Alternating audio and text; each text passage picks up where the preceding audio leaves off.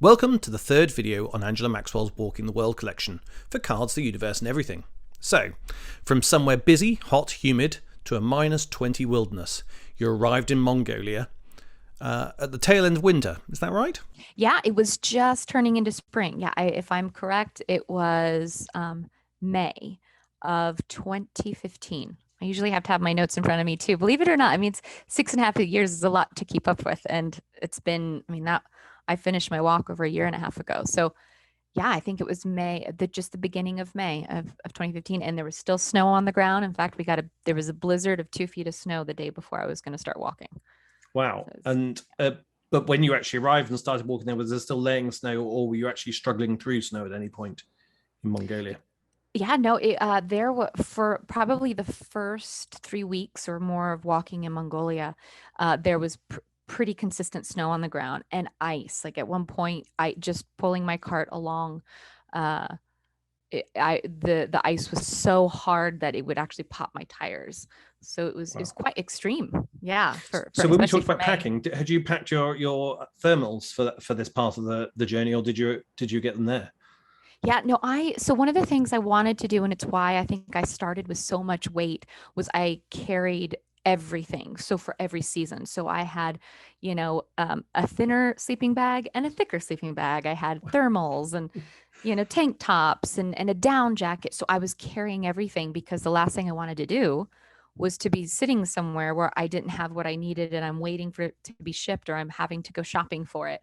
So I would rather just have that extra weight and was prepared for every season. Mongolia, of course, is famous for its nomadic culture, among other things. Did you come across that while you were there? I mean, at this stage, your life bared many similarities, after all.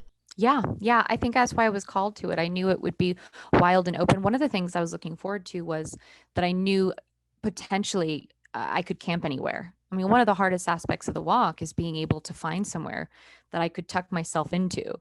Ideally, I liked hiding as best as possible, getting between bushes or behind trees. In Mongolia, it was just so wide open. There was nowhere to hide, but there were also no fences. There's no suburbs. So it was just I could walk, you know, as long as I wanted to or as short as I wanted to, and then just pitch my tent. So that's something a lot of people who have not experienced this, particularly across Europe, will not have experienced being able to walk in the countryside without coming across a fence somewhere fairly quickly. That must be quite extraordinary.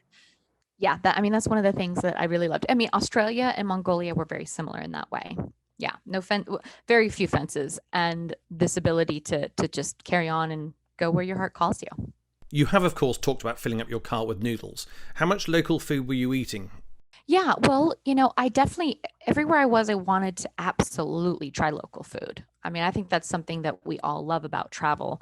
Um, so what I would do was, especially in places like Mongolia, I could easily, I mean, I wasn't spending $5 a day. So I would just say, great, I'm going to go into this, small little restaurant in the village, or sometimes, even the restaurant is just a family that has been designated as, you know, kind of like the restaurant, it's just their house and they make the food Oh, and really? people Wow. can come and, they share it. And so I definitely was trying a lot of their food. One of my favorites was called boots, which I think of it like boots, like putting on a pair of boots.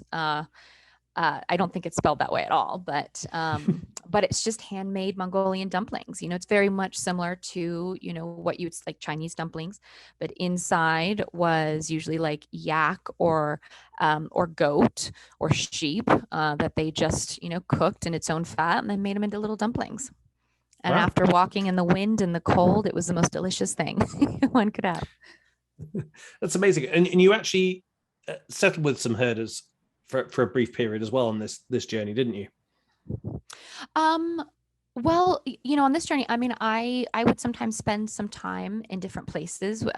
I would come across not only like little villages, but there would be where there are still nomads. There would just be a ger, which is what we call yurts, just alone out in the middle of the steppes. And sometimes I'd go in and I remember staying a few days with a woman who I believe, again, we didn't speak the same language.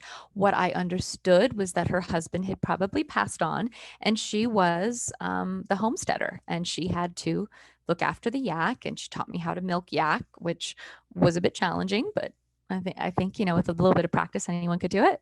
And I just linger and kind of stay and learn, and then try to contribute back as well. Like, so how could I help her?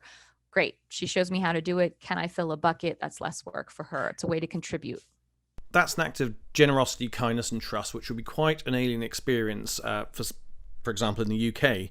Do you think that's a cultural reaction or a reaction to you?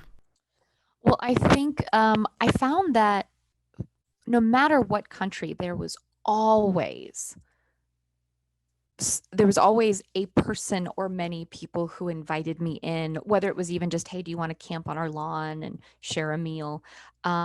Every single country. Now, the interesting thing when it comes down to Mongolia itself is I do believe it's part of their custom, meaning it is one of those things that is still living in relation to a nomadic culture. So if you're even a Mongolian from another part of the country and you're traveling through, they actually have this thing in most of the gairs that there are no locks. The doors never lock. You are always welcome to just come in. And so I do think it's part of their custom and their culture that they see a traveler and they say, here's some tea, here's some food. So sort of a reciprocal survival thing that's Yes. embedded into their culture. That's really interesting. And how long were you in Mongolia for, in the end? For 3 months. And again, this was where it comes down to the visa issue. So I had a visa for 3 months. I knew I had to get from Ulaanbaatar and cross to the West Coast in 3 months' time. That's quite a pace. Yeah. It's quite a pace, especially when it was snow, or eventually it did warm up, and then it turned more into pulling, 100 pounds or so through sand. And that I've learned that was my nemesis with my cart, Athena. That brings this video on walking Mongolia to a close. Next up, it's Turkey. Be sure to tune in, folks.